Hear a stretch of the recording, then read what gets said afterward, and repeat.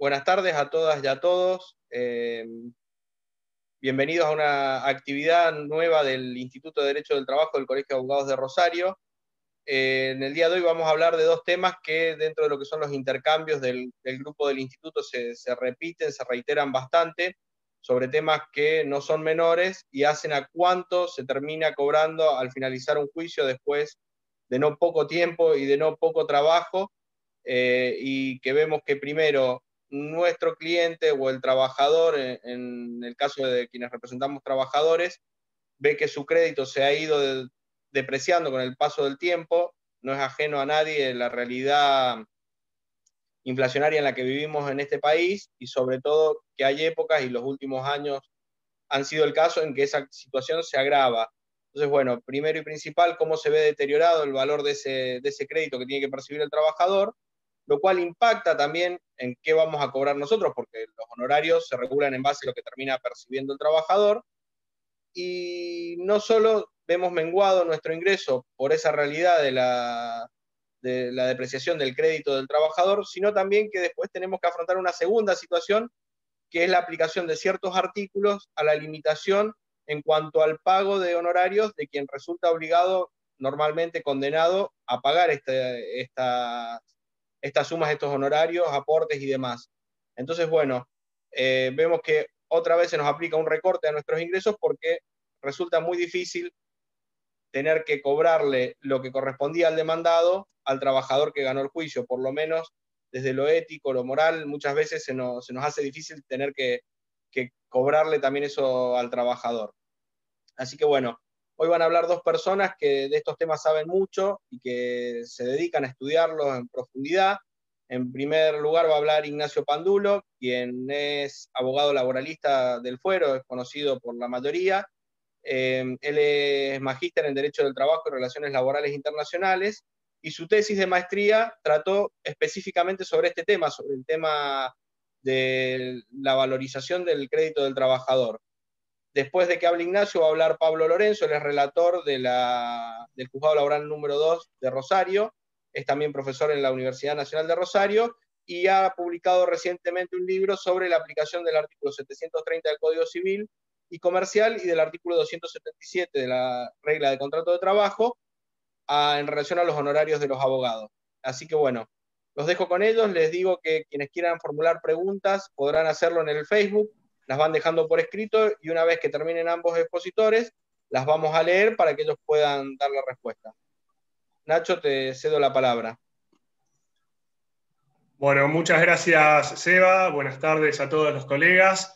En primer término, le quería agradecer a las autoridades del colegio por esta invitación, por poder tener un espacio, un ámbito para seguir reflexionando y buscando mejores soluciones para nosotros como operadores del derecho y para los trabajadores, muy especialmente. Y también quiero agradecer al instituto, no solo respecto de sus autoridades, sino también en cuanto a todos los abogadas y abogadas que lo conforman, que en este tiempo tan difícil que nos tocó vivir como colegas, se ha caracterizado por la solidaridad, la ayuda mutua y la búsqueda de una solución para todos. La verdad que me pone muy contento que podamos tener un instituto y un fuero que opere de esa manera ante la adversidad. Así que no quería dejar de mencionarlo. Bueno, ahora sí, pantalla con la temática que me toca abordar, que es la desvalorización de los créditos laborales, de los créditos alimentarios, que son los créditos laborales, en el marco de una economía inflacionaria. Ahí estamos. Bueno, entonces, les decía, entonces, vamos a hablar sobre el crédito de los trabajadores como deuda de valor, la actualización y los intereses. Siempre que me toca abordar la temática de la depreciación de los créditos laborales en el marco de una economía inflacionaria, me gusta decir, porque considero que es pertinente, que esta problemática no está aislada, sino que está estrechamente vinculada con muchísimos otros fenómenos que se verifican en la realidad.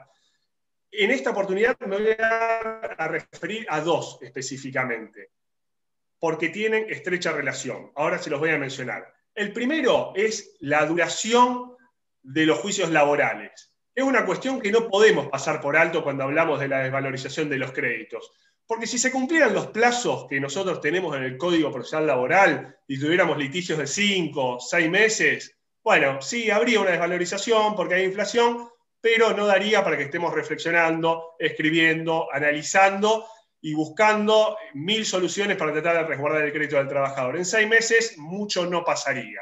Pero lamentablemente los plazos del Código Procesal Laboral, la duración natural del litigio de los trabajadores contra los empleadores no se verifica en la realidad. Entonces tenemos que hablar, a ver qué pasa y qué sucede realmente. Y yo digo que esta duración extremadamente prolongada de los juicios laborales es el contexto perfecto para la consagración de una injusticia. En primer término, para analizar sucintamente esta cuestión, les proyecto el crecimiento que ha tenido la litigiosidad en el fuero laboral desde 1984, que es el primer registro de la Corte, hasta el 2019. Fíjense que desde 1984 hasta 2019, que es el último informe, la litigiosidad ha subido enormemente.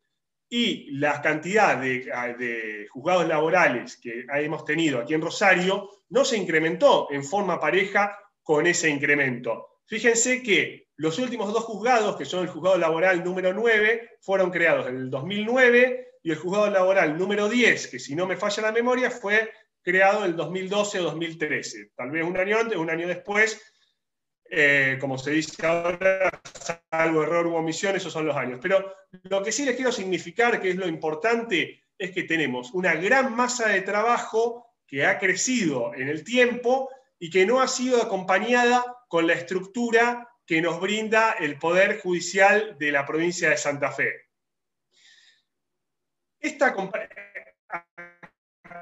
Los juzgados laborales y cuántos jueces laborales tenemos en Rosario frente a otras jurisdicciones importantes como son Córdoba, Mendoza y la Ciudad Autónoma de Buenos Aires.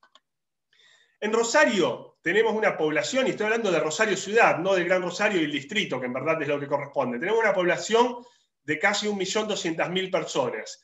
Y tenemos 10 jueces de primera instancia y 9 de segunda instancia. De forma tal que tenemos un juez laboral de primera instancia cada 111.800 habitantes. Y un juez laboral, sin importar si la instancia, si es primera o segunda instancia, cada 58.000 habitantes. Fíjense que frente a Córdoba quedamos muy, muy mal. Tenemos un juez laboral cada 58.000 frente a Córdoba que tiene 34.000. Lo cual también se verifica esta diferencia y la mora del Poder Judicial santafesino si lo comparamos con Mendoza, que Sebastián conoce el fuero, es un fuero que también está saturado, pero a pesar de eso está en condiciones superiores a nuestra jurisdicción. Ni hablar si lo comparamos con la Ciudad Autónoma de Buenos Aires, que sabemos que tiene una estructura de tribunales muy superior a la que tenemos nosotros, también con una dotación de personal muy distinta, con una dotación de fondos muy distinta. Acá estamos haciendo el análisis frente a 3 grandes jurisdicciones, como son Córdoba, Mendoza y Ciudad Autónoma de Buenos Aires. Una vez me dijeron, bueno, pero vos lo estás comparando con las jurisdicciones más grandes, como si Rosario no fuera una de las jurisdicciones más importantes del país. Bueno, fíjense que la estructura raquítica de nuestro Poder Judicial queda también en evidencia si lo comparamos. Yo elegí una ciudad en forma aleatoria, con Ushuaia, que tal vez sea una de las jurisdicciones más pequeñas de nuestro país. En Ushuaia tienen 2 jueces de primera instancia y una cámara para la ciudad de Ushuaia, una ciudad de 56.000 habitantes, lo cual da un promedio de un juez laboral de primera instancia cada 28.000 habitantes, que no se compara con lo que tenemos nosotros, y un juez laboral cada 11.000 habitantes. Aparte, naturalmente, en Ushuaia hay una cantidad, un volumen de litigios muchísimo menor al que tenemos en Rosario. Hasta ahora no les cuento ninguna novedad. Todos sabemos que tenemos un fuero laboral con mucho trabajo, con una estructura raquítica, y por más que uno ponga buena voluntad de parte de uno y de parte del otro lado del mostrador, que también hay buena voluntad de parte de quienes conforman el Poder Judicial, se hace imposible litigar y cumplir con los estándares constitucionales y con lo que marcan los instrumentos internacionales ratificados por nuestro país respecto de una tutela rápida y efectiva para los trabajadores, que sabemos que en la realidad no se verifica. Entonces, hasta aquí tenemos la primera problemática, la gran problemática que está estrechamente vinculada con nuestro tema, que es la estructura raquítica de la justicia en una duración extremadamente prolongada de los juicios laborales. Vayamos ahora un poco más y analicemos otro gran problema que tenemos, que es la inflación, que yo lo titulo ese viejo mal endémico que tenemos, porque muchas veces se habla de la epidemia de la inflación como si fuera algo de ahora, y verdaderamente no es algo ni de ahora, ni de los últimos 12 años, ni de los últimos 15, ni de los últimos 20.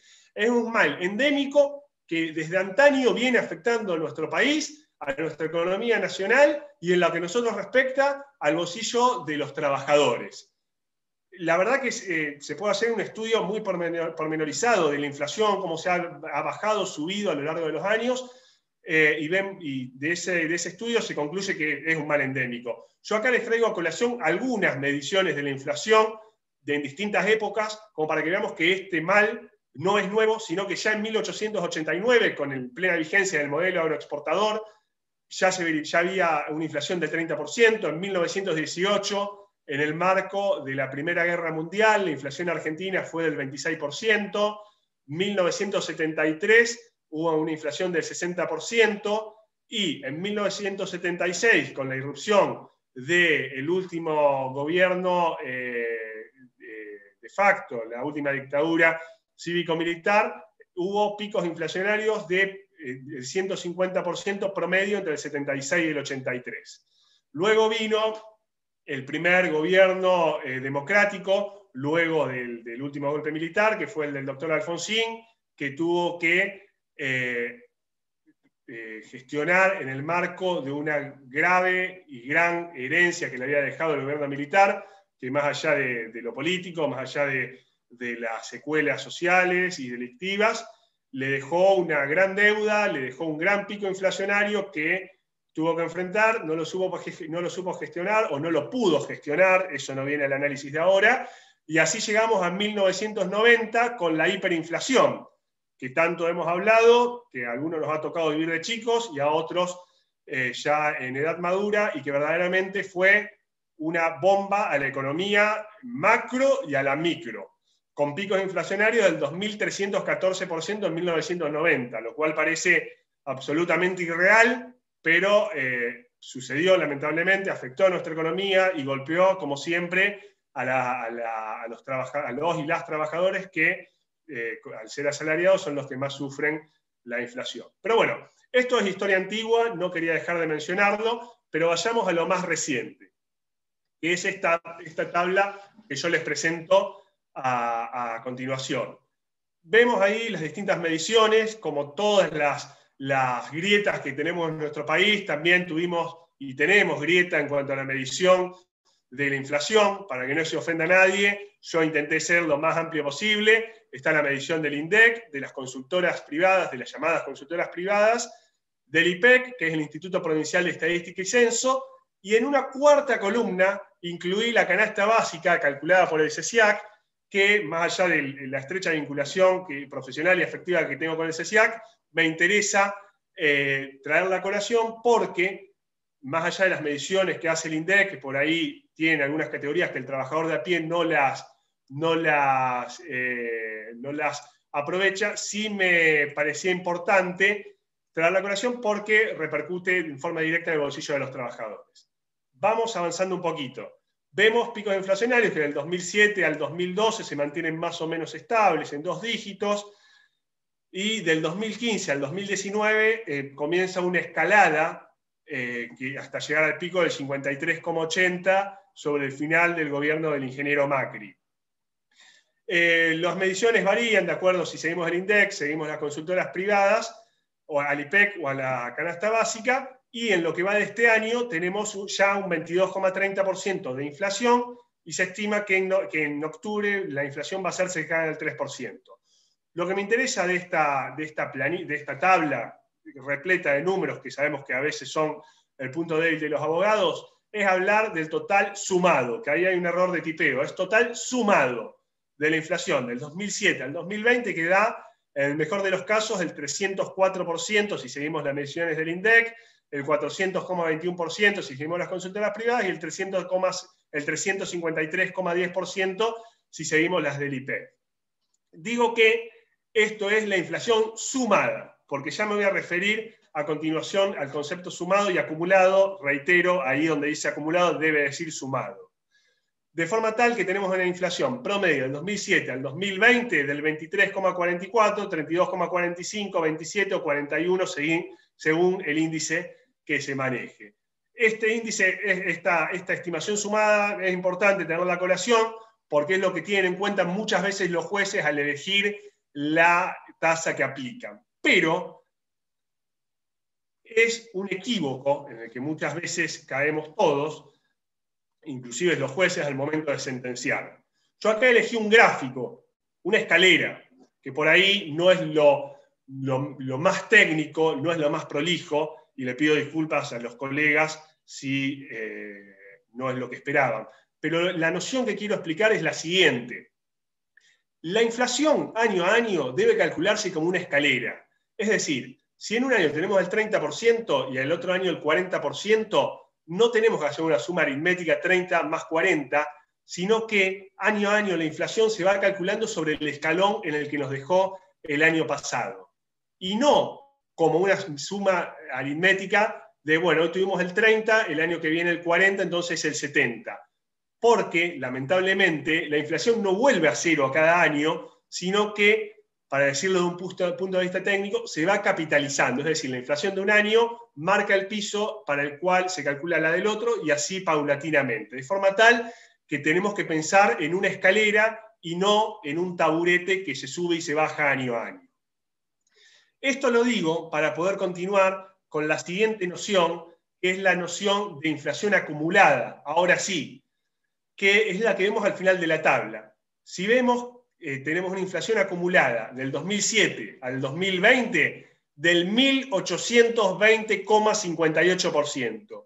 Ese es el incremento acumulado del índice de precios al consumidor, que varía si nos vamos a las consultoras privadas, sube al 1.996%, si vamos al IPEC, el 1.879%. Pero vayamos al número menor, al 1.820%. Ya es extremadamente dramático tener un incremento, una inflación acumulada del 1.820%. E insisto, pensémoslo como una escalera. Año a año no bajamos y volvemos a cero, sino que se va capitalizando la inflación y cada año se va calculando sobre el piso que sentó el año pasado. Más allá del total acumulado del 2007 al 2020, a lo último señalo el total acumulado del 2015 al 2020 porque es lo que dura un proceso laboral normalmente. Bueno, normalmente no, habitualmente, porque que un juicio laboral dure 5 o 6 años no es normal. En ese periodo tenemos inflaciones acumuladas del 909%, del 889%, del 926%, y son estos los números que tenemos que tener en cuenta para después cotejar con las tasas de interés que están en el mercado, que están en los fallos que se aplican habitualmente en la justicia laboral rosarina. Bueno, acá hago un recorte menor al que me refería recién, de cómo esta inflación acumulada repercute, se acumula, perdón, del 2015 al 2020, que es lo que habitualmente dura un proceso laboral. Números extremadamente dramáticos, 900%. La verdad que a uno lo deja sin palabras. Insisto, son números grandilocuentes, pero son números reales y son los que tenemos que tener en cuenta al momento de juzgar si una tasa se ajusta o no se ajusta a la función que tiene de proteger y resarcir al trabajador por el tiempo de espera. Bueno, avancemos un poco más, porque como se dice, el tiempo es tirano. Vayamos a la primera tasa que está en la justicia rosarina, que es la tasa activa sumada del Banco de la Nación Argentina, que ya, gracias a Dios, prácticamente se está dejando de aplicar. Hoy las salas de la Cámara Rosarina están aplicando 1 vez y media, la sala 1 y la sala 3, 2 veces la activa sumada, la sala 2, perdón. Naturalmente siempre en algún caso concreto, alguna excepción que puede ser menor o mayor, pero es generalmente lo que se está aplicando. Bueno, ahora sí, juzguemos esta tasa, porque muchas veces caemos en categorías abstractas. Una vez la tasa activa, una vez y media, 2 veces, y los jueces y nosotros mismos, porque es un pecado que yo comparto, no vamos a los números para ver qué rendimiento tuvieron estas tasas. Vemos una tasa que del 2007 al 2020 tuvo un rendimiento sumado del 328%. Y digo rendimiento sumado porque se aplica en forma sumada, de eso es lo que nosotros obtendríamos. Frente a una inflación acumulada en ese periodo que en el mejor de los casos fue del 1820%. Bueno, a ver, sin más, no merece mayor análisis. Una tasa absolutamente insuficiente que gracias a Dios, como mencionaba con anterioridad, se ha dejado de aplicar paulatinamente en la justicia rosarina. Avancemos un poco más, ahí vemos cómo rindió esta tasa en el recorte que yo hago de lo que podría ser la duración de un juicio laboral. Una vez más se verifica la insuficiencia frente a una tasa que en forma sumada nos da un rendimiento del 209% del 2014 al 2020, frente a una inflación acumulada, insisto, que en el mejor de los casos fue del 889%. De forma tal que si aplicáramos esta tasa, tenemos prácticamente 3/4 partes del crédito del trabajador absolutamente licuada, absolutamente depreciado en perjuicio del trabajador, sujeto de preferente tutela constitucional que está reclamando un crédito alimentario. Dejemos de lado la tasa activa sumada, vayamos a una vez la tasa activa sumada del Banco de la Nación Argentina, que muchas veces nos ponemos contentos. Bueno, me aplicaron 1,5 veces la tasa. Pero bueno, abandonemos las categorías abstractas y vayamos a los números, que al fin y al cabo es lo que importa para una deuda dineraria como es la deuda laboral. Tasa que, si vemos, estuvo quieta entre el 2007 y el 2013, en el 2014 despega, llegando a sus picos en el 2018 y en el 2019, no porque el gobierno de ese momento haya pensado en proteger los créditos laborales, sino porque se aumentaba la tasa de las LELIQ y por irradiación repercutía en las tasas que se aplican en la justicia laboral. Así y todo, tenemos tasas que en forma sumada, que es como se aplica en la justicia laboral, rindió entre el 2007 y el 2020 un 496% frente, insisto, a una inflación acumulada que en el mejor de los casos ha sido del 1820%. Avancemos más, veamos nuevamente el recorte en lo que podría ser la duración de un juicio laboral, el del 2014 y el 2020, la tasa rinde el 317% frente a una inflación acumulada del 909%. Vemos de vuelta que el trabajador renuncia, o lo hacen renunciar, mejor dicho, a una tercera parte de su crédito laboral, alimentario, protegido, garantizado constitucionalmente, por instrumentos internacionales. Bueno, esta es la realidad, queridos colegas. Vayamos ahora a la última tasa, la tasa que cuando la aplican nos ponemos contentos. Nos aplicaron 2 veces la activa sumada del Banco de la Nación Argentina, que es el rendimiento que estamos viendo ahora. Rendimiento que no es ningún secreto, lo vemos en la agenda económica, en los índices que publica la Caja Forense y en cualquier publicación. Nuevamente, tasa que estuvo planchada entre el 2007 y el 2013, donde la inflación más o menos estuvo estable, y a partir de ahí despegó nuevamente en el marco de una espiral inflacionaria que se había acelerado, y en el marco también de una estrategia económica del gobierno que había incrementado las tasas de las LELIQ y que naturalmente repercutía en el resto de las tasas. Esta tasa que nosotros, me incluyo yo, muchas veces me pongo contento cuando la veo en la sentencia, tuvo un rendimiento del 657%, un promedio mensual del 50,55%. Parece bien, parece que está bien, si lo analizamos frente a la inflación sumada en forma aritmética, que no es lo que corresponde. De vuelta, vuelvo al ejemplo, la inflación no es un taburete al que subimos y bajamos año a año, sino que es una escalera, y cada año vamos quedando un escalón más arriba. Entonces, vemos 2 veces la tasa activa sumada, rendimiento del 657%, insisto, frente a una inflación acumulada del 1820%. De vuelta, tenemos una renuncia, una licuación del crédito del obrero de una tercera parte. Si hacemos el recorte que les venía ofreciendo de cómo esta tasa rindió entre el 2014 y el 2020, tenemos que, en forma sumada, que insisto, es como se aplica en la justicia rosarina, tuvo un rendimiento del 419%, frente a una inflación acumulada que, en el mejor de los casos, en la medición más benévola, que es la del IPEC, fue del 889,17%. Esta situación, estimados colegas, perdón, voy a volver a la última, esta situación, estimados colegas, nos pone en una situación muy complicada, donde estamos queriendo proteger créditos laborales que están protegidos constitucionalmente, que son de un sujeto de preferente tutela constitucional, y están expuestos a esta depreciación forzosa. Pero les ofrezco la siguiente conclusión, porque esto no solamente repercute en la depreciación del crédito obrero, sino que es un incentivo para el incumplimiento. ¿Por qué? Y acá la verdad que se puede analizar desde muchas formas, desde qué pasa si el patrón se financia con la deuda y en vez de pagar al trabajador sacó un crédito. Bueno, yo les ofrezco ahora que está muy de moda el ejemplo del patrón dolarizado.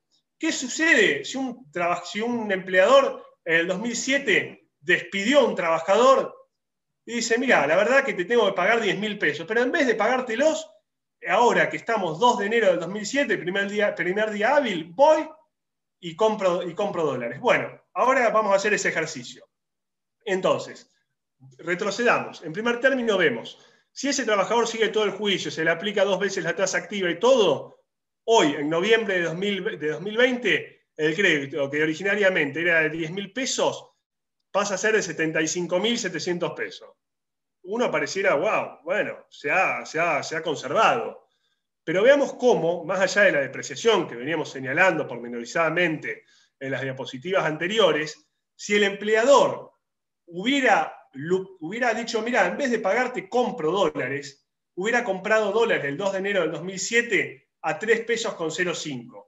Y si los hubiera vendido el 30 de octubre del 2020, que tuvimos el pico de suba del dólar, los hubiera vendido a 170 pesos. Es decir, el empleador que tenía los 10.000 pesos para pagar en el 2007, ahora vende los dólares y cobra 557.600 pesos. Un rendimiento del 5.573%. Con lo cual, no solamente le paga al trabajador el capital, los intereses, las costas, sino que además, con el lucro que tuvo en el marco del incumplimiento, se va a Europa cuando se abran las fronteras.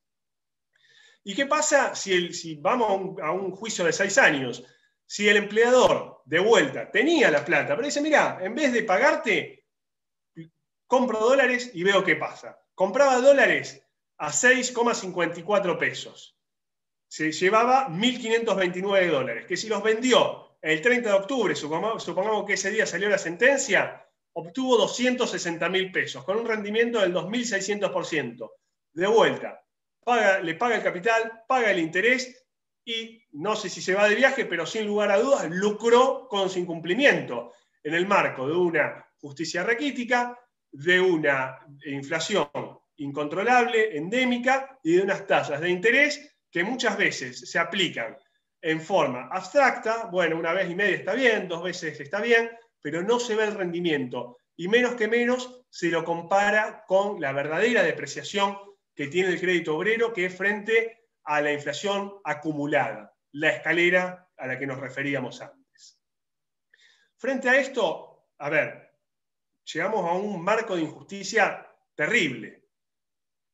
Y tenemos que pensar alguna solución, porque no podemos seguir en un marco en el cual el trabajador está expuesto a la depreciación de su crédito, el empleador ve en el incumplimiento una ventaja.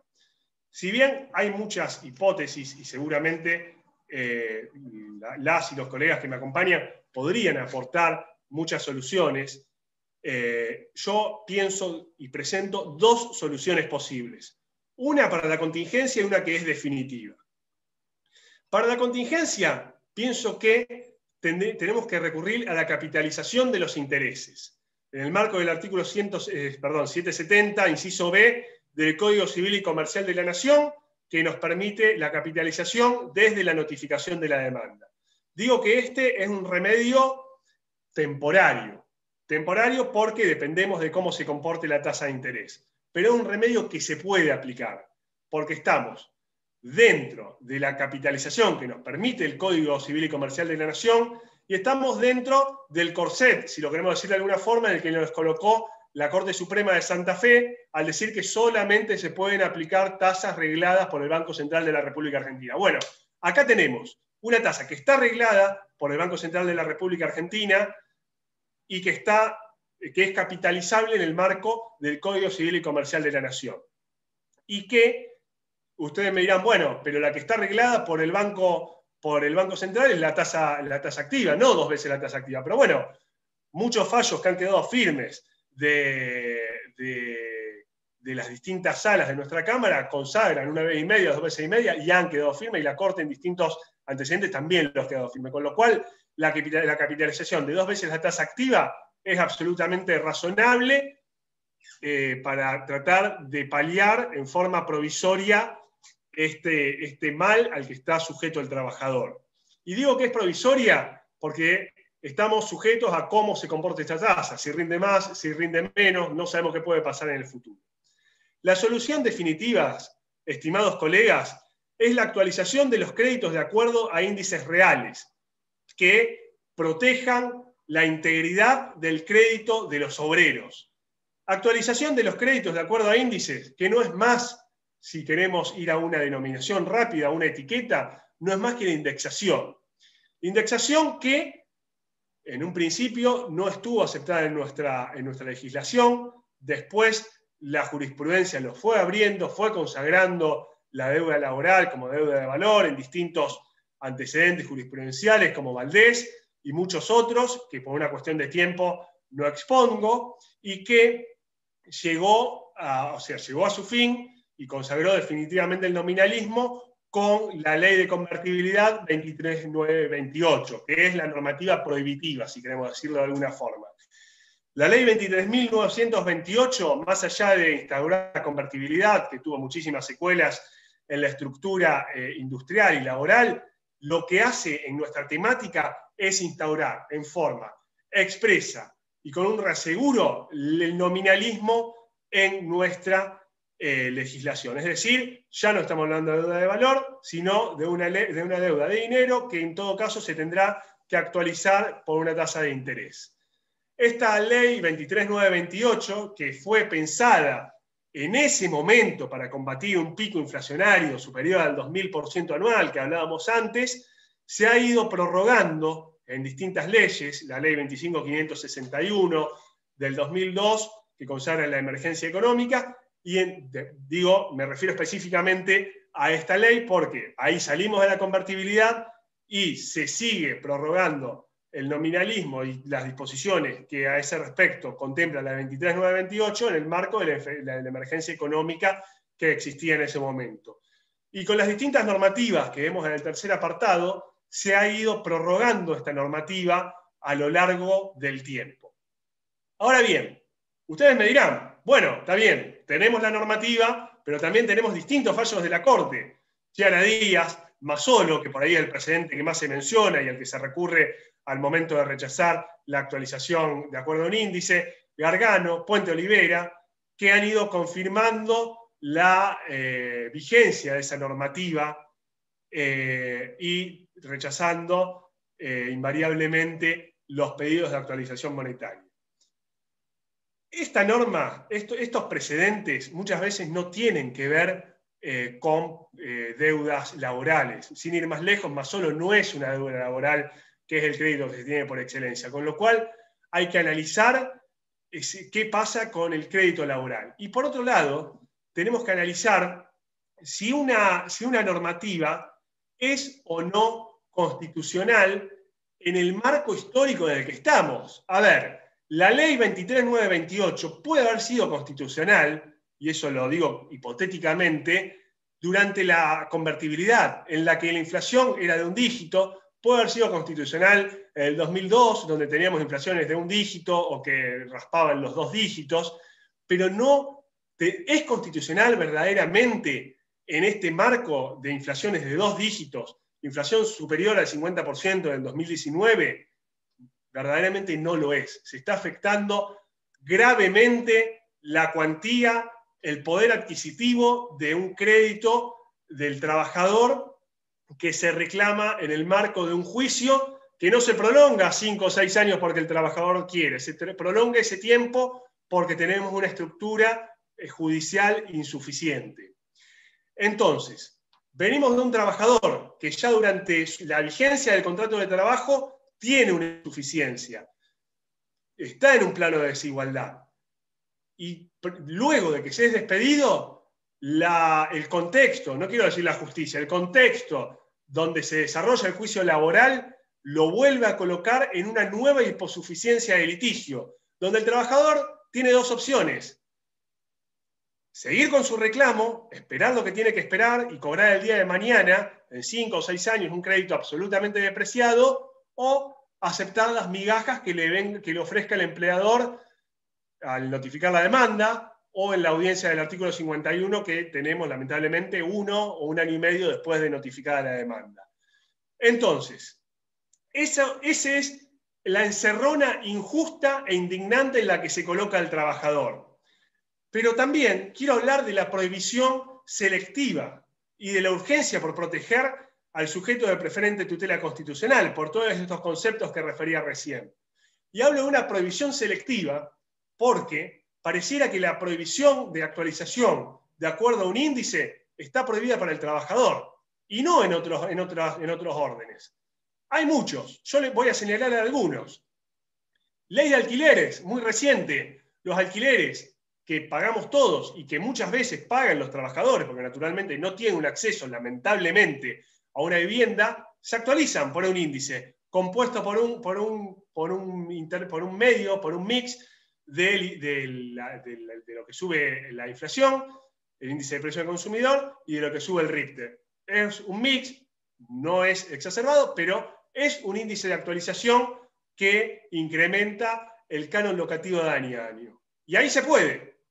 Tenemos también, los contratos de autoahorro para acceder a un inmueble. Por ejemplo, los contratos de Bauen Pilaí, la empresa rosarina, que se actualizan de acuerdo al índice de la construcción. Y ahí se puede. Tenemos también los créditos UBA, a los que han accedido muchísimas personas, tanto profesionales como trabajadores, y que se actualizan de acuerdo a la unidad UBA, que no es más que un índice de inflación. Es decir, tenemos esos índices, tenemos también el IUS, que, más allá del fallo Bergaña, actualizan nuestros honorarios. El fallo Bergaña, la verdad que da para hablar, no es el tema de esta clase. Ahora Pablo Lorenzo nos va a hablar de la normativa que se aplica, pero digo, los bancos pueden actualizar, los propietarios pueden actualizar en los alquileres, las grandes empresas con proyectos inmobiliarios pueden alquilar. ¿Por qué los trabajadores no pueden alquilar? Yo pienso que justamente por eso, porque son trabajadores y en ese marco no merecen mayor atención. Se toma una mirada de economicista, la tasa es baja, la tasa es baja, la tasa es alta, y el crédito del trabajador queda al descubierto. Además, el trabajador es condenado a una licuación de su crédito justamente y únicamente por esa razón, porque es un trabajador. Muchas gracias. Gracias, Nacho. Te aplaudimos acá en el Zoom. Calculo que la gente que viene siguiendo la charla en el Facebook también le resultó de mucha utilidad todo lo que explicaste, toda la información. Voy a hacer algo que no corresponde, que es pedirte si después podés socializar ese PowerPoint, toda esa información que va a ser muy útil para todos y todas. Obviamente, con todo gusto, Sebastián. También están presentes la vicepresidenta y la tesorera del instituto, Silvana Pérez Talamonti y Charo Dumas, así que las invito si ellas quieren hacer algún comentario, que lo planteen, si quieren participar, que lo hagan por favor y será bienvenido todo aporte. Primero Charo, a ver Charo. Hola, sí, ¿qué tal? Bueno, la verdad que impresionante la exposición que haces, es decir, sos tan claro que a veces, como vos dijiste, los abogados nos cuesta mucho el tema de los números y principalmente lo que es el tema de índices. Quedó todo muy claro, es decir, incluso aunque aplicáramos 3 veces la tasa, no llegamos a equiparar a lo que es la inflación. Y creo que vos pusiste énfasis en cuál es el gran problema acá. El gran problema acá es la falta de poder acceder a tiempos reales, no habituales, sino normales. Y una de las cuestiones que quería preguntar es si vos tenés idea qué pasa en las provincias, es decir, como vos pusiste decir Córdoba, Mendoza, es decir, cuánto es decir, cuál es si ellos aplican otra tasa, es decir, si hay tanta diferencia como en la provincia de Santa Fe en estas cuestiones, es decir, vos tenés idea de ese asunto, es decir, porque yo veo que, es decir, como vos decís, es decir, la realidad es que cuando el trabajador tiene una deuda, se le aplica toda especie de tasa y totalmente violatoria de su derecho. Ahora, si nosotros tenemos en cuenta que el trabajador tiene un crédito, termina agarrando a veces lo que se le ofrece en la audiencia del artículo 51, pues sabe que se va a licuar su crédito. Entonces, bueno, vos tenés, mi pregunta es si vos tenés idea más o menos de qué sucede, si los juicios duran tanto como acá.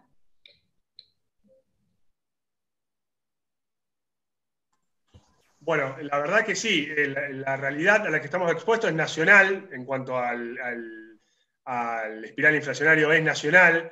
En distintas jurisdicciones se aplican otras tasas, a veces más bajas, a veces más altas. Tenemos ejemplo en Cava, en provincia de Buenos Aires, pero sin lugar a dudas, ninguna llega a resguardar el crédito del trabajador en el marco de esta inflación acumulada, que es verdaderamente monstruosa, preocupante, y todos sufren la depreciación. Y la mora en el proceso judicial, la lentitud del proceso judicial, se verifica en todas las provincias. Sin ir más lejos, cuando yo analizaba las distintas jurisdicciones que hablamos al principio, sí, no merece un análisis muy grande. Uno googlea, pone justicia laboral Mendoza y ve justicia laboral Mendoza colapsada, justicia laboral Córdoba, justicia laboral colapsada. Todos los trabajadores lamentablemente corren la misma suerte. Y es una realidad que tenemos que cambiar nosotros acá y todo el colectivo de trabajadores en el territorio nacional.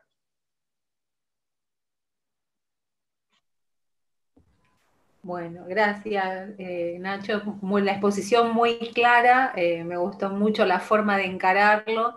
Yo lo que quiero agradecer también, como agradeciste vos, a todos los colegiados, todos los colegiados que participan del grupo del instituto, que nosotros, como vos también dijiste, el tribunal está colapsado o está un poco rengo, pero nosotros lo que tenemos que buscar, como unirnos todos, no para pelearnos con el tribunal, porque esa no es nuestra idea, lo que sí queremos es transparencia, de que se deje de lado la opacidad, que el tribunal sea más claro con las reglas, y entonces de esa forma nosotros vamos a poder trabajar, no sé si vamos a trabajar con la rapidez necesaria para los trabajadores, porque el trabajador a lo mejor una tasa de interés le resulta insuficiente porque pierde su trabajo, pierde su sostén, y lo más importante es el trabajo registrado, el trabajo decente, y que nosotros los acompañemos como profesionales.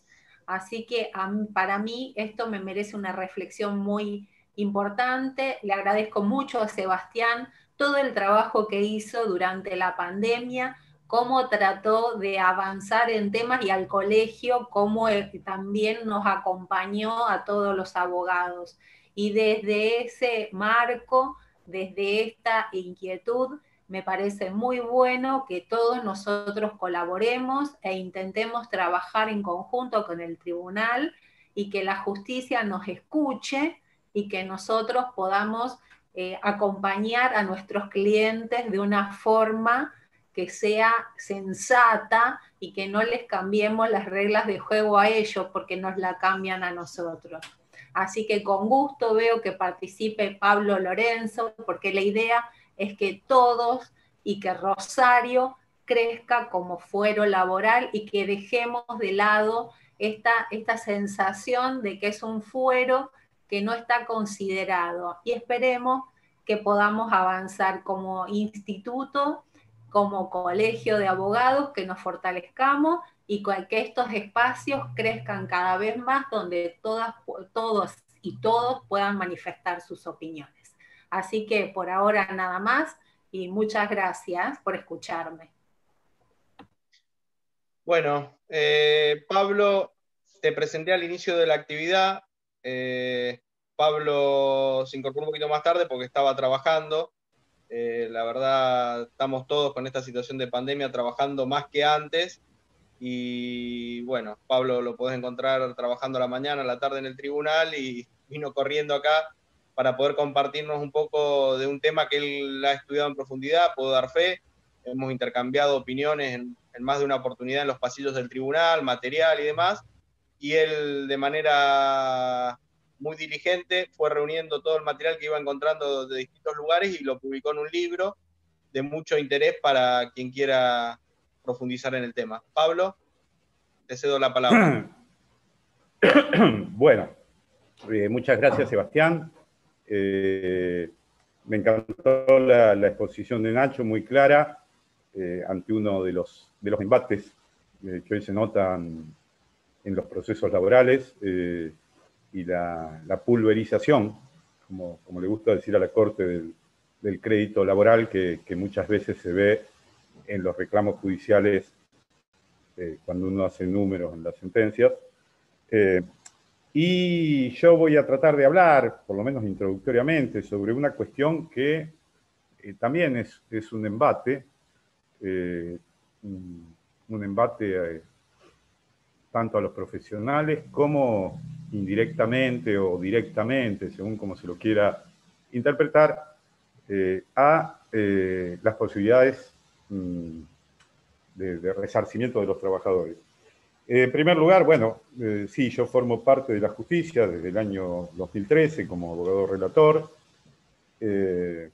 pero también durante 25 años fui abogado, así que les quiero agradecer a todos, a todas, la invitación a poder dar esta charla, al Colegio de Abogados, al que pertenecí durante 25 años, al instituto del que formé parte, fui vicepresidente allá lejísimos, en algún momento de la historia del instituto, y siempre valoré mucho la actuación del Instituto de Derecho Laboral como una forma de acercar a la problemática que hoy por hoy tienen los abogados, que también se tiene en el tribunal respecto de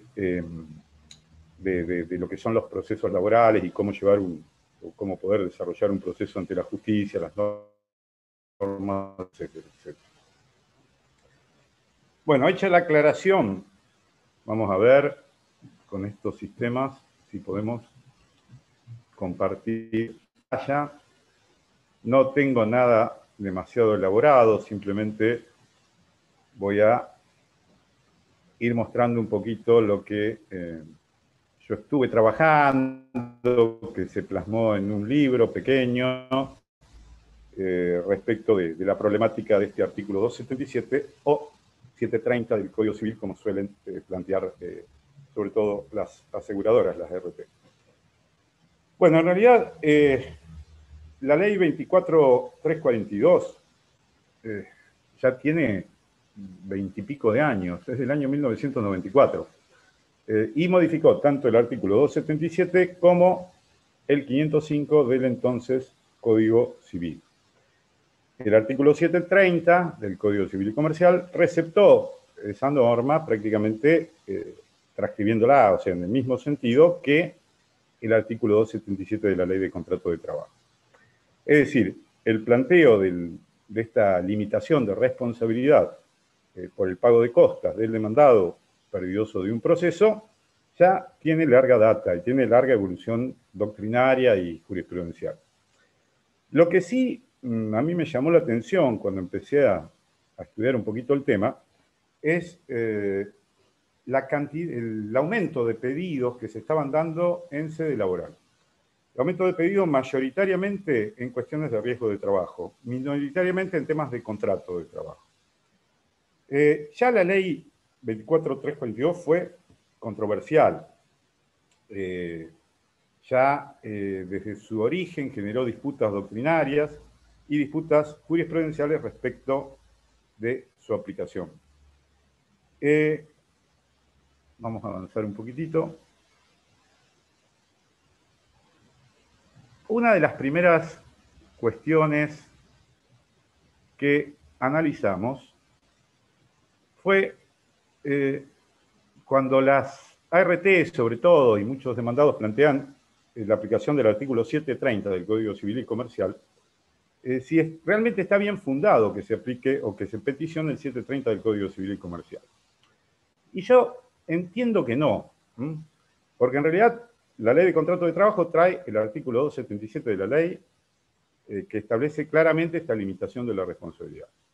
Y por el otro lado, hay una remisión que hace el artículo 17, inciso tercero, entiendo, de la 26773 de riesgos de trabajo, al artículo 277 de la Ley de Contrato de Trabajo.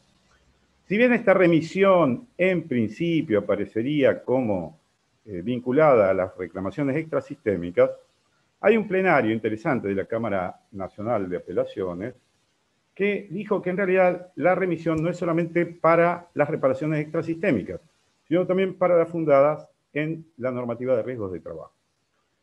Entonces, un poquito la primera conclusión que podemos hacer es que tanto sea reclamaciones vinculadas al contrato de trabajo como vinculadas a riesgos de trabajo, tanto sean sistémicas como extrasistémicas, en nuestra materia, en el derecho laboral, deberían fundarse en el artículo 277 de la Ley de Contrato de Trabajo, que muchos demandados ignoran directamente porque ni lo mencionan. Mencionan el 730 como si tuviéramos aplicación directa.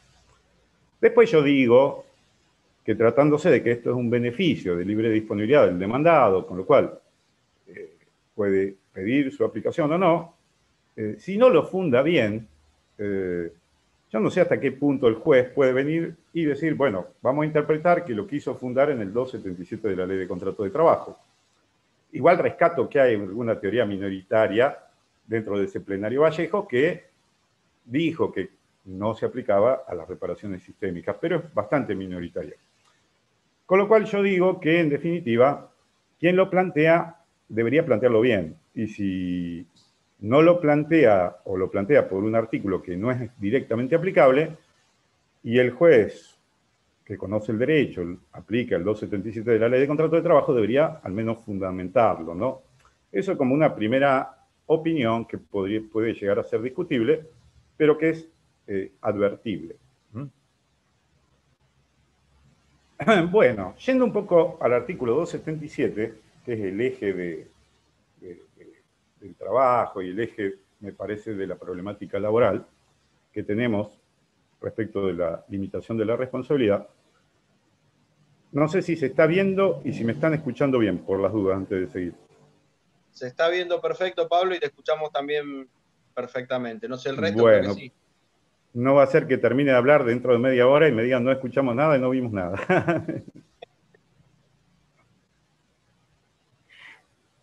Bien. El artículo 277, último párrafo de la Ley de Contrato de Trabajo, dice que la responsabilidad por el pago de las costas procesales, incluidos los honorarios profesionales de todo tipo allí devengados y correspondiente a la primera o única instancia, no excederán el 25% del monto de la sentencia, laudo, transacción o instrumento que ponga fin al diferendo. Si las regulaciones de honorarios practicadas superaran este porcentaje, el juez procederá a prorratear los montos entre los beneficiarios. Para el cómputo del porcentaje indicado, no se tendrá en cuenta el monto de los honorarios profesionales del que hubiera representado, patrocinado o asistido a la parte condenada en costas. No demandado, perdón. Bueno, algunas consideraciones que surgen del artículo o que surgen incluso de algunos precedentes jurisprudenciales, porque ya dijimos que esta norma tiene muchos años de antigüedad. En primer lugar, corresponde a los honorarios de primera y única instancia, no a los honorarios de cámara, así lo dice el propio artículo. Por el otro lado, incluye todos los auxiliares de la justicia, letrados del actor, peritos, e incluye también los aportes y la tasa de justicia. Expresamente está establecido en el artículo. Y se excluye los honorarios del letrado de la demandada. Bueno, quedan afuera algunas cuestiones, como para evaluar y que se han debatido y se han discutido. Por ejemplo, ¿qué pasa con los incidentes? Técnicamente, en general, la mayoría de la doctrina ha considerado que respecto de los incidentes no debe aplicarse. ¿Qué es lo que ocurre con en caso, por ejemplo, de que haya litis consortes pasivos, en caso de que hubiera pericias múltiples, en caso de que hubiera citados como terceros de parte de la propia condenada en costas?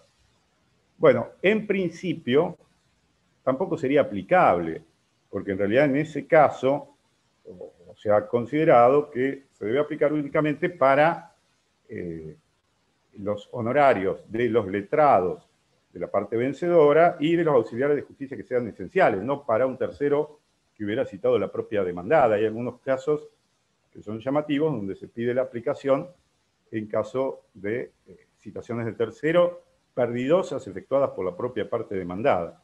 En general, la jurisprudencia ha considerado que no, que en ese caso no corresponde que se incluya. Otra cuestión es qué es lo que ocurre cuando el juicio se termina por un acuerdo, pero en el acuerdo ya se establecen los honorarios a cargo de la parte demandada. Bueno, si bien el artículo 277 dice que se pueden terminar, entre otras de las formas, por transacción, vemos que si ya acordamos con la parte demandada el pago de unos determinados honorarios, no se debería aplicar el prorrateo, supongamos, a los restantes honorarios. En algún caso me lo han planteado. Arreglé el 20% de honorarios con el letrado de la actora y el 5% restante que se lo repartan entre los 5 o 6 peritos que hay. Otra cuestión que es interesante es qué es lo que ocurre en el caso del IVA. En el caso del IVA no está expresamente establecido en el artículo 277 y la mayoría de las resoluciones, entendiendo que es un impuesto trasladable, ha considerado que el IVA no debería incorporarse dentro de este prorrateo. Bien, bueno, la cuestión es que si las regulaciones de honorarios superasen este 25%, a ver acá, me parece que alguien quiere que lo admita. Bueno, si la regulación de honorarios superase este 25%, el juez debe hacer un prorrateo del monto que deposita, del tope, del 25%, entre los distintos profesionales. Los primeros embates que se dieron contra esta norma partieron de dos problemas fundamentales. Uno era que se estaba reduciendo el derecho arancelario del profesional. El otro era la afectación del derecho de propiedad. El derecho arancelario del profesional, según la interpretación que le ha dado la Corte en el precedente Abdurrahman, que lo tenemos acá citado, fue que en realidad no está reducido, con lo cual se evitaba un problema de inconstitucionalidad de la norma en cuanto a que la norma se metía con derechos arancelarios que son materias provinciales. La Corte lo solucionó diciendo, no, en realidad, si leemos bien el 277, hay una reducción de responsabilidad, un tope. Al decir que hay un tope, no es que se modifica la regulación de honorarios, sino que la regulación de honorarios queda tal cual, no se toca el derecho arancelario. Sí se le pone un techo a la responsabilidad de quien es condenado en costa.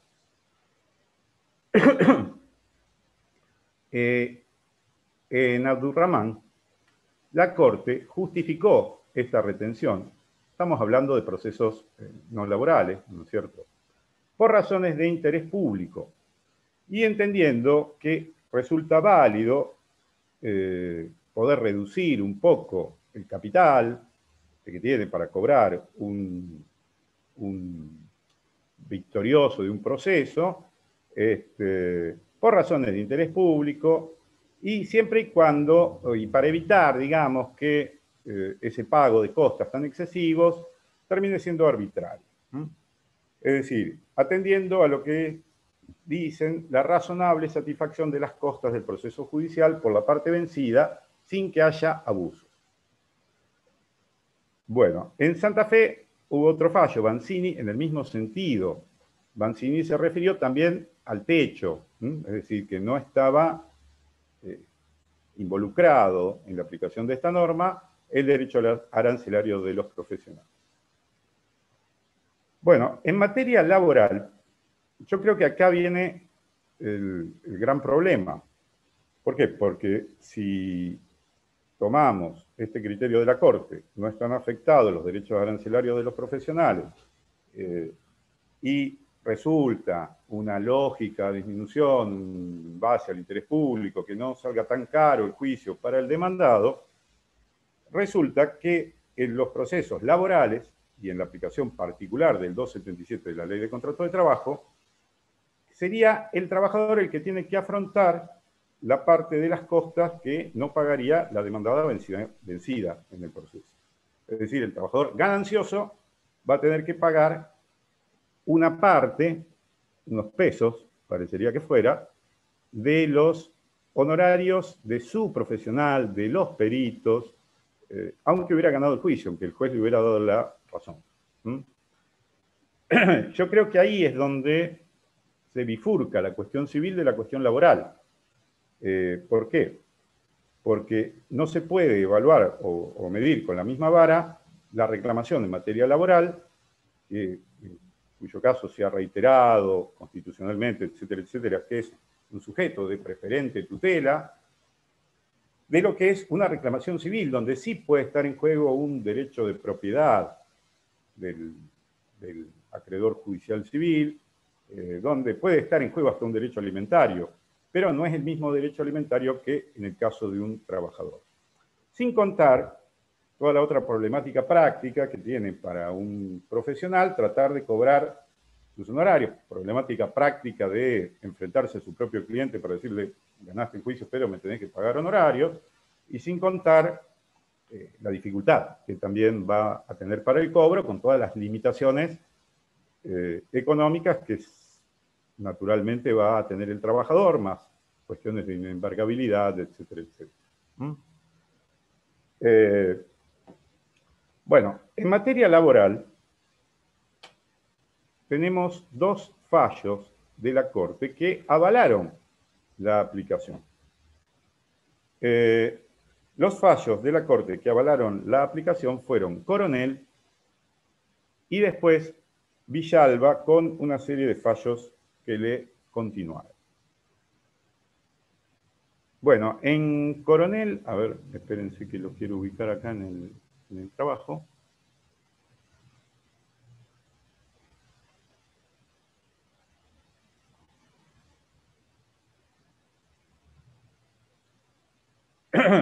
Bueno, en Coronel, básicamente para justificar o para fundamentar la aplicación de la restricción o de la reducción de responsabilidad en materia laboral, se dijo o se puso de manifiesto que la finalidad de la norma es disminuir el costo de los procesos judiciales, con lo cual ya estamos hablando un poquito de algo que yo no creo demasiado, en la disminución de la litigiosidad laboral.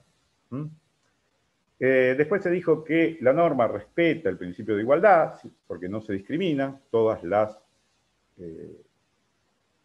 partes involucradas en este prorrateo van a tener que asumirlo por partes iguales, cosa que en la práctica no es tan así. Hay algunas, después podemos charlar un poquito sobre algunos aspectos prácticos donde a veces se diluye más el crédito de uno de los profesionales intervinientes que del otro. Se reiteró que no se afecta el quantum de los estipendios profesionales, con lo cual el profesional puede seguir cobrando. Y por el otro lado, en Villalba, ¿no es cierto?, se ratifica el criterio de que esta norma permite el acceso a la justicia de las personas con menores recursos económicos, que intenta no agravar la situación patrimonial de las personas afectadas por tales procesos, es decir, el que perdió el juicio, ¿no es cierto?, la posibilidad de reclamarle, y que, aunque sea alimentario el crédito laboral, eso no impide que éste pueda contribuir en alguna proporción al costo del litigio que él quiso promover. Porque, por ejemplo, cita que el propio artículo 277 autoriza el pacto de quota litis. también menciona los topes. Por ejemplo, Bisotti estableció un tope para la indemnización del artículo 245. Particularmente, a mí me llama bastante la atención que se reitera ese criterio de que no es responsable o que no debe ser responsable de todas las costas porque se trata de personas o que la finalidad de la norma es permitir el acceso a la justicia o la defensa en la justicia a las personas de menores recursos económicos, o no agravarles la situación patrimonial. Y estamos hablando de un proceso contra un trabajador. Bien. Evidentemente no parece muy razonable que la persona con menores recursos económicos, en los casos de procesos laborales, sean las demandadas, y menos aún que sean las aseguradoras de riesgo de trabajo. Bueno, ante esta situación, que realmente resulta irritante, muchas veces resulta...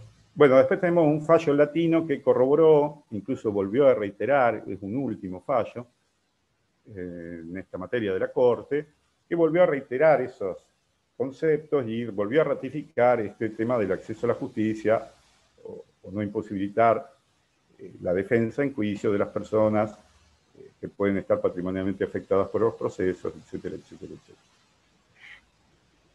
Otra cuestión que es interesante es que se menciona también reiteradamente la disminución de la litigiosidad, porque me parece que también se parte de un concepto de que la litigiosidad es creada por el que demanda, y que en materia laboral el que demanda es el que crea esta situación de litigiosidad y los costos de los procesos que se hacen abultados, y esto genera un problema para el interés público y un caos social. Cuando, si escuchábamos un poquito lo que decía Nacho, y que es una realidad respecto de los intereses, la litigiosidad a veces, en estas épocas económicas en las que estamos viviendo, y que ya vivimos desde hace mucho tiempo en nuestro país, a veces le conviene más al demandado estirar el juicio y no arreglar y llegar a una sentencia, y a veces le conviene más que cumplir con la norma para evitar el litigio. Parece que se parte de una visión bastante oblicua de la cuestión, sobre todo en los procesos laborales. Bueno, ante esto, que realmente irrita, que realmente es un obstáculo, es todo un problema, y que si lo analizamos un poquito en la práctica, puede generar cuestiones bastante graves en cuanto a los derechos del trabajador y en cuanto a los derechos arancelarios profesionales. A veces cuando uno lo aplica el prorrateo ve que los números son elocuentes en cuanto a que la disminución es grande. La primera cuestión que a mí se me ocurrió era intentar buscar la inconstitucionalidad, tanto en algún caso absoluta como en algún caso relativa, al caso concreto, la inconstitucionalidad de la norma, pero la inconstitucionalidad basada en aspectos no previstos por los fallos que mencionábamos de la Corte Suprema de la Nación y de las Cortes Provinciales. Yo entendí que hay tres cuestiones que están en juego para poder llegar a plantear la inconstitucionalidad, pero siempre entendiendo que, si bien hay que seguir las líneas directrices de los fallos, de los fallos de los tribunales superiores, se pueden aportar nuevos argumentos. Es decir, el kit de la cuestión acá es poder aportar nuevos argumentos. Yo digo que hay tres cuestiones, cuatro que están en juego, contando el derecho internacional. Uno es el tema de la irrenunciabilidad en materia de derecho del trabajo y de la seguridad social. Irrenunciabilidad que yo entiendo que en riesgos de trabajo proviene del subsistema de la seguridad social, en el cual claramente está inserta la ley de riesgos desde el año 1996, y en materia de derecho de ley de contrato de trabajo, en el artículo 12 de la ley de contrato de trabajo, artículo 7, pero que en definitiva la irrenunciabilidad que establece el 12, incluso no solamente de las normas, sino de las mejores condiciones pactadas en los contratos, que oblicuamente también refiere al artículo 14 bis y al derecho protectorio. Ahí estaría la norma constitucional, porque si no estaríamos hablando de normas del mismo nivel.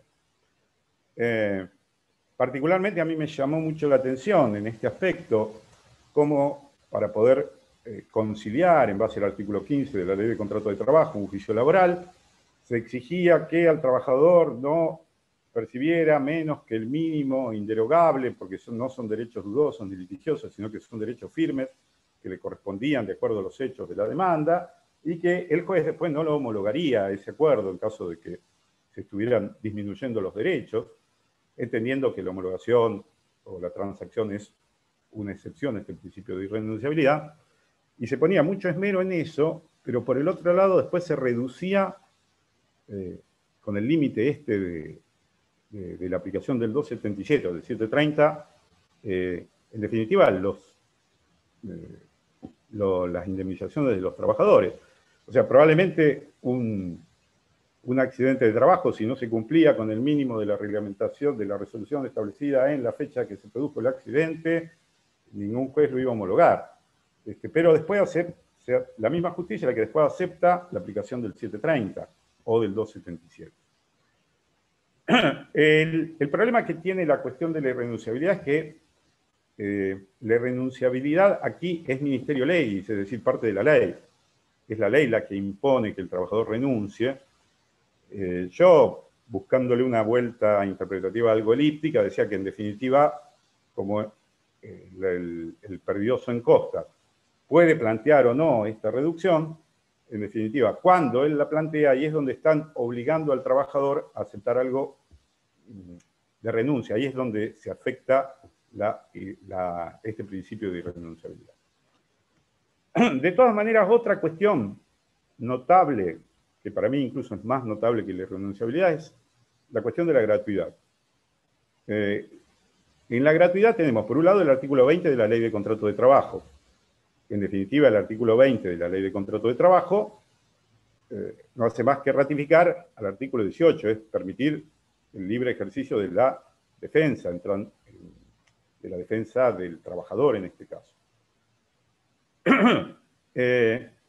Por el otro lado, nuestra provincia de Santa Fe tiene el derecho de gratuidad en el artículo 20 de la Constitución.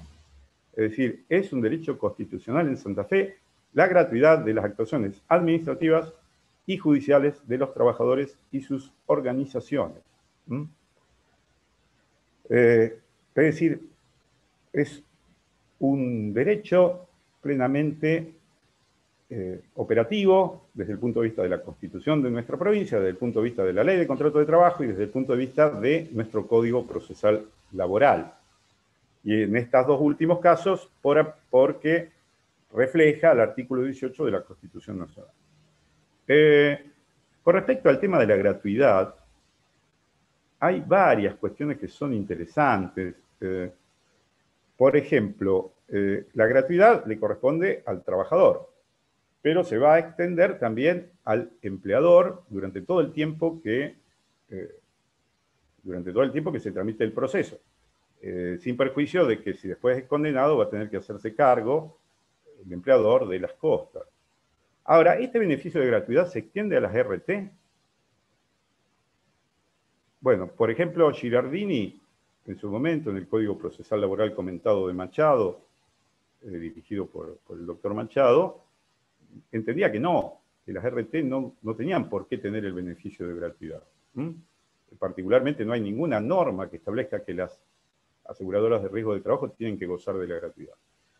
Después, por el otro lado, si tenemos dijimos que el 277 se aplica también a la tasa de justicia. Si la tasa de justicia,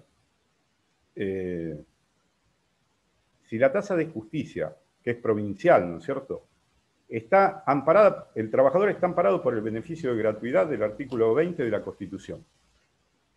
¿Por qué el trabajador tendría que hacerse cargo del parte del pago de la tasa de justicia? Teóricamente debería estar exento, tiene el beneficio constitucional de gratuidad. Ahora, si tiene el beneficio constitucional de gratuidad, la parte que no pague el condenado en un proceso, estamos hablando de un empleador o de una RT, lo vamos a tener que pagar todos.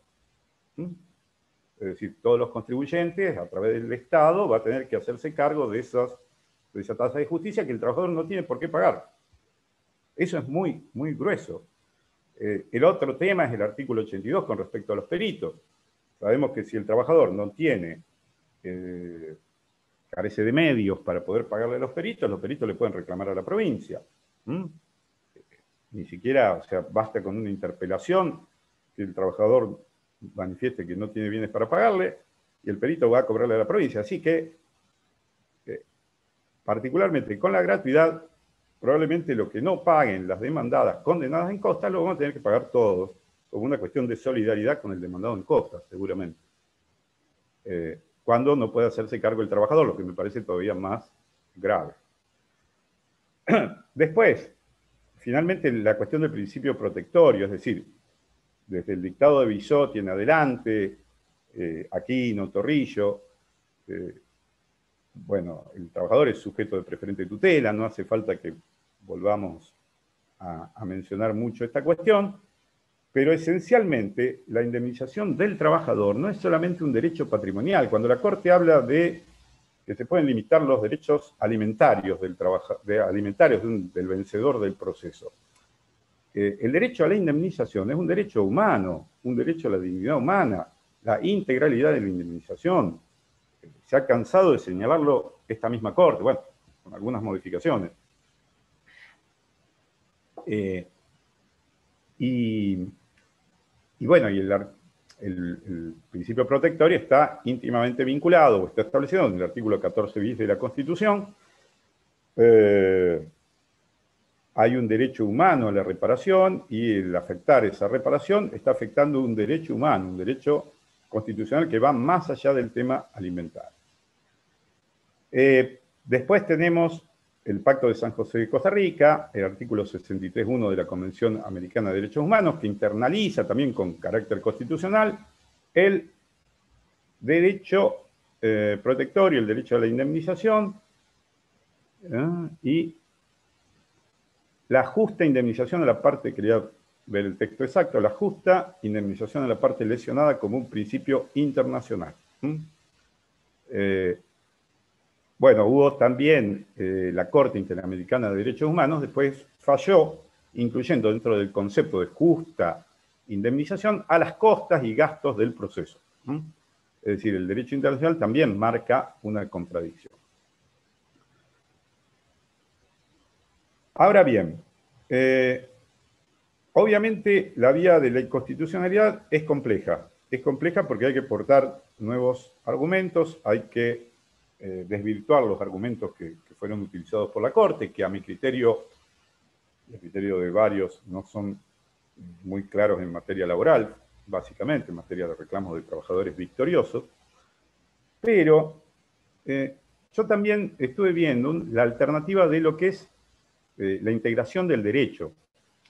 Es decir, no sé si no está, o si no es una vía más aplicable a los casos de los procesos que tenemos hoy por hoy, la interpretación de que el derecho se debe integrar, y se debe integrar no solamente con la norma escrita, sino que la norma escrita se debe integrar con los principios y se debe integrar con la equidad en el caso concreto. Ya de hecho hay muchos resolutorios que utilizan, es más, el propio Código Civil y Comercial en el artículo 1 habla de que la interpretación que debe darse a las normas es en base a los principios, y salir un poquito del esquema dogmático, filosófico, disruptivo entre el positivismo y el naturalismo, de lo que está dentro o fuera de la ley, lo que es constitucional o inconstitucional, aunque sea de manera relativa al caso concreto, y directamente darle la posibilidad al intérprete del derecho, que es el juez, a poder aplicar la norma en el sentido que se correlata con el resto de los principios, en nuestro caso del derecho laboral. Particularmente yo digo que incluso para aplicar esto tampoco tendríamos que apartarnos de lo que ya ha dicho la Corte cuando dijo que había que aplicar la limitación. ¿Por qué? Porque la Corte dice, en tanto se dé una lógica reparación que no sea abusiva de las costas del proceso. Y en el caso del derecho laboral, no se daría ese principio. Por el otro lado, la Corte habla de una razonable contribución a las costas del proceso. Y en muchos casos, en la mayoría, yo diría, el hecho de que el trabajador tenga que pagar las costas del proceso que ganó en contra de su reparación alimentaria, y más que alimentaria, derecho humano, y a veces en muchos casos por minusvalías sufridas, es decir, lo está pagando con su cuerpo. Entonces, incluso interpretando el mandato interpretativo que nos dio la Corte, o sea, digamos, bueno, ¿dónde está la razonable disminución para que el trabajador tenga que pagar? ¿Dónde está el inequitativo? ¿Dónde está el hecho del pobre demandado que tiene que afrontar las cargas de juicio cuando estamos hablando de RT? Y la posible disminución patrimonial o al RT por pagar las costas del juicio totales no va a ir a la justicia. Entonces, yo creo que ahí puede estar también la llave. Y yo creo que no hay mala recepción del otro lado del mostrador, como yo estoy ahora, en cuanto a que hay muchos jueces laborales que están interesados y que notan esto, que todos lo notamos y a veces no se dice, más allá de que la mayoría de los fallos, salvo algunas excepciones y sobre todo en primera instancia, están aplicando, incluso están aplicando directamente el 730. Yo decía, por ejemplo, algunas ideas que a mí se me ocurrían, a ver si las tengo por acá. Ah, sí, cuando hablamos de las consideraciones. Por ejemplo, establecer topes, establecer límites, por lo que tengo entendido, ahí el juzgado laboral de la séptima nominación estaba estableciendo algunos topes, es decir, no aplicarlo en todos los casos, por lo pronto establecer el tope de Bisotti. Por el otro lado, verificar qué es lo que ocurre en el caso concreto, y yo digo que es posible que no se debe aplicar el 277 así directamente por los jueces, por 730, sino que se debe exigir que quien pide esta reducción, siendo un beneficio patrimonial, lo tenga que justificar, por lo menos sumariamente, cuál ha sido su actividad en el proceso. Si la actividad del proceso ha sido nula, es difícil de justificar por qué va a haber reducción. O, más que nula, puede haber sido obstructiva. Yo mencionaba algunos ejemplos. Se negó a reconocer documental y exige, y eso genera que haya que producir una pericial caligráfica. Cita inoficiosamente a tercero, aunque no tenga nada que ver, para tratar de incorporar las costas de los terceros. Negarse a reconocer patologías que ya están evaluadas, o agentes de riesgo que ya los tienen conocidos, simplemente genera en un proceso tener que hacer pericias, pericia en higiene, pericia médica. En algún caso, pedir pruebas periciales contables en extraña jurisdicción, cuando con las constancias documentales que pueden aportar. Hoy tenemos vigente el artículo 59, el principio de las cargas probatorias dinámicas en el derecho del trabajo. ¿Para qué vamos a pedir? Ah, porque la RT tiene sede en Sunchales, en Buenos Aires, tenemos que pedir pericial contable en extraña jurisdicción. Una inacción probatoria visible y clara. Hay casos donde se contestan demandas que a veces ni corresponde a los hechos que se están demandando. En algunos casos hasta se reconocen cosas que no deberían reconocerse, pero bueno, ¿por qué se va a premiar en ese caso a quien pretende utilizar el beneficio? Otra cuestión sería establecer un mínimo prudencial, es decir, que se aplique a partir de condenas por más de un determinado monto, para que no se le restrinja patrimonialmente en forma tan grave al trabajador, y yo les digo que puede ser muy grave. Obviamente, no sé si el trabajador después lo va a pagar, pero puede ser muy grave la deuda con la que queda el trabajador. Yo digo que, por ejemplo, los que tienen memoria, en el año 2012 hubo un acuerdo de los jueces laborales de primera instancia para aplicar el artículo 15, las homologaciones de los acuerdos, donde se exigía una serie de pautas. Y en definitiva era interpretar. Más allá de las discusiones que hubo en su momento, terminamos todos aceptando esas pautas que exigían los juzgados laborales para aprobar los convenios y entender que había una justa composición de intereses. Y conste que yo en el 2012 estaba del otro lado del mostrador y me quejaba bastante de esas pautas. Bueno, en definitiva, yo traté de hacer un estudio del tema muy, muy básico, de lo que lamentablemente se ve todos los días y en algún caso a uno lo subleva esta situación, y el confronte con los lineamientos de la Corte en cuanto a aplicarlo y en confronte con algunos lineamientos de algunos fallos que lo aplican así directamente. Y yo entiendo que hay que trabajar este tema, que la disputa o la discrepancia del artículo 277 o del 730 aplicado a los procesos laborales no está cerrada, que hay que trabajarlo desde un punto de vista o de otro, tanto abogados como jueces, y que bueno, que ante situaciones donde uno ve en el caso concreto una aplicación muy arbitraria, se debe luchar por la justicia. Yo cité, y voy a terminar la charla con esa cita, la cuarta máxima del Decálogo de Abogados de Couture. Lucha, dice, tu deber es luchar por el derecho, pero el día que encuentres en conflicto el derecho con la justicia, lucha por la justicia. Y creo que en este caso hay que luchar por la justicia. Y creo que no estamos solos en la lucha y hay gente de adentro y de afuera que ve claramente la injusticia de la aplicación así indiscriminada de esta reducción. Bueno, por lo pronto, no sé si me siguen escuchando, yo no escucho a nadie, no sé si a lo mejor se me cortó la internet y estoy hablando hace media hora solo. No, Pablo, se escucha todo, se escuchó todo perfecto. Como no me mandaste nada para decir que se terminaba el tiempo, dije, bueno, no sé qué pasó. Pero me parece que no lo quisiste leer, igual todavía tenías 2 minutos.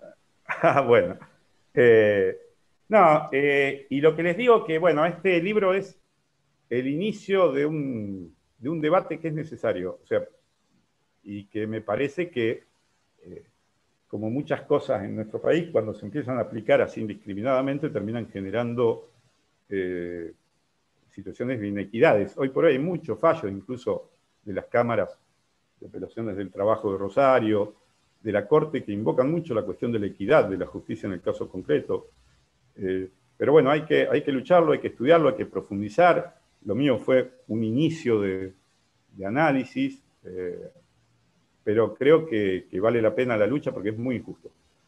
Y en cuanto al material, yo lo que puedo hacer, yo si quieren se los paso, igualmente en la página de Juris, el ebook está en descarga gratuita, así que todo el que le interese lo puede bajar y el costo del libro en papel es muy, muy económico, pero el ebook lo pueden descargar gratuitamente y ojalá que los que se enganchen con este tema traten de aportar ideas en pos de que se haga justicia.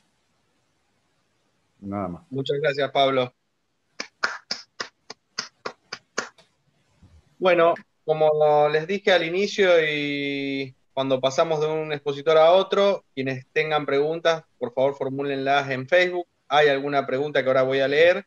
Solamente quería comentar que, bueno, algo de lo que estaba hablando Nacho sobre la diferencia de acumulado versus sumado, que me parece que es central en los intereses, y cómo las distintas tasas no llegan a reponer la pérdida de valor, sino que hay que hacer alguna actualización.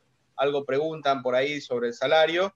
Está en el fallo blog de la Sala 1 que se compartió en el grupo de WhatsApp del instituto, y que, bueno, si en ese caso se pudo hacer ese cálculo, se pudo hacer ese trabajo individual para el caso, para ser equitativos, tendríamos que pedir que en todos los casos se haga lo mismo.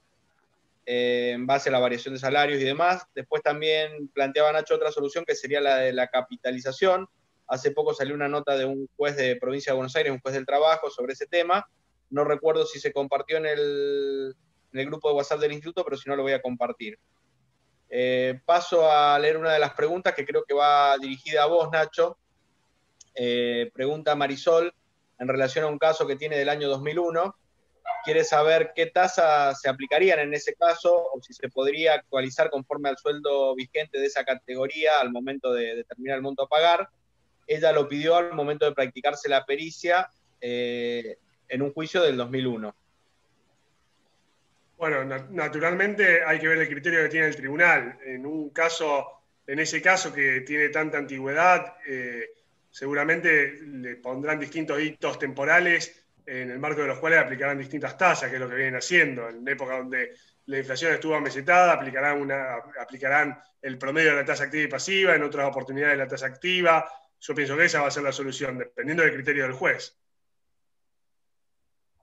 No, hago una aclaración, no pienso que sea justo, digo que esos son los criterios que están vigentes.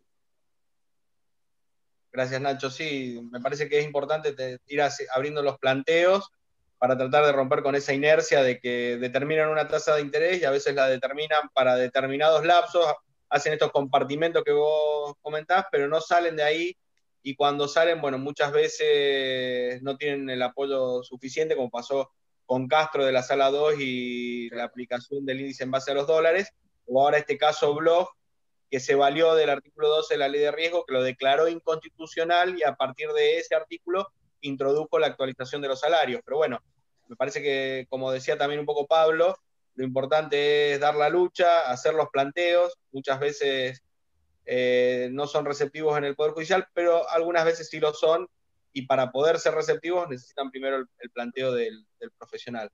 No sé si quieren agregar algo más, Silvana o Charo, o Pablo, quien quiera.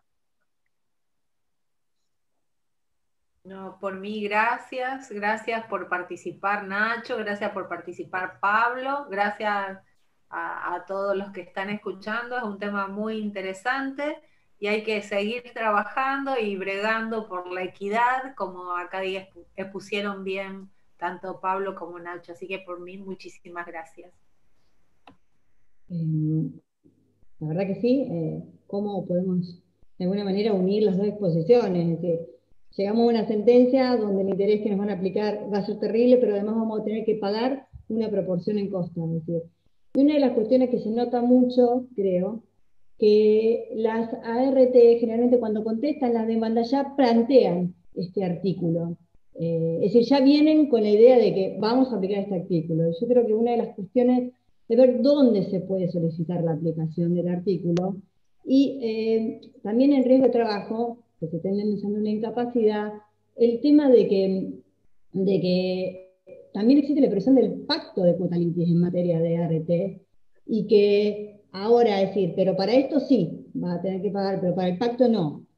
A diferencia de lo que sucede, bueno, en el tema del contrato de trabajo, ¿no? Cuando son cuestiones de rubros laborales.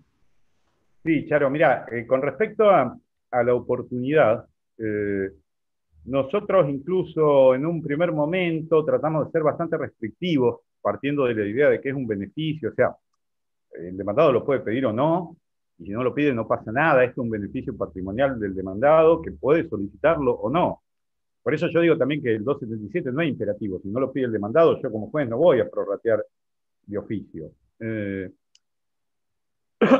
Y por eso también que me parece que el juez tiene una cierta libertad interpretativa en esto. Incluso hasta siguiendo lo mismo que dijo la Corte. Pero nosotros tratamos de ser bastante restrictivos, inclusive en base a algunos que otros precedentes. Decíamos que ya al hacer la planilla, la demandada podía entender que el monto le iba a superar, entonces tenía que hacer el planteo oportuno, pero fueron revocados por la Cámara. Y los últimos antecedentes que yo he visto es que al momento de la regulación de honorarios era un tiempo oportuno para que las partes lo pudieran hacer. Y la cuestión de pedirlo anticipado, obviamente, o sea, evidentemente daría toda la impresión, pero eso pasará por gente que sea más perspicaz que yo, que es una estrategia y que evidentemente el cúmulo de pedidos que vemos últimamente de esto es una estrategia pergeñada, no, quizá ni siquiera pergeñada acá en Rosario, me da la impresión, y aparte generalizada, ¿no es cierto? Pero bueno, es lo que nosotros en su momento se trató de ver si se podía limitar, decir, bueno, ya cuando se aprobaron la planilla vos ya sabías. Eh, es más, muchas veces suena bastante feo cuando se hace un acuerdo que termina el proceso, no se regulan los honorarios y después se plantea la limitación de los honorarios, cuando en el momento que se regulan. Pero bueno, como decíamos, es toda una lucha y una serie de planteos, fundarlo lo mejor posible, desarrollarlo lo mejor posible y ver hasta dónde pueden tener recepción, que yo la veo bastante lógica, ¿no? Bastante lógica, muy lógica. Un detalle ahora, tomando esto que vos contabas, Pablo, de a veces los acuerdos que se celebran y después cuando hay una regulación de horario se plantea el tema del 730 o el 277.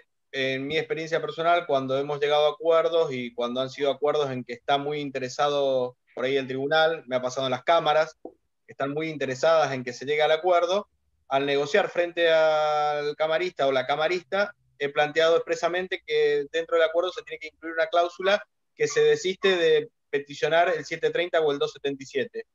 Y se ha incluido en el acuerdo y ha sido la forma de burlar ese juego. Así que también es una posibilidad para que lo sepan. Rosana Martínez pregunta, Nacho, si se pueden repetir las tasas que aplican las salas laborales de Rosario.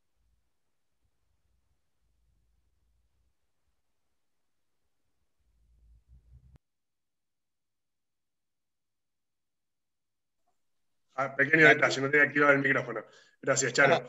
Te decía que la sala 1 y la sala 3 están aplicando 1,5 veces la tasa activa del Banco Nación sumada, y la sala 2, 2 veces la tasa activa sumada, salvo, hago la aclaración, algunos casos en los que, teniendo en cuenta las particularidades y aplicando la equidad que tanto se señaló en esta actividad, han variado del criterio, pero si no, generalmente esos son los criterios que tienen vigentes. Gracias, Nacho.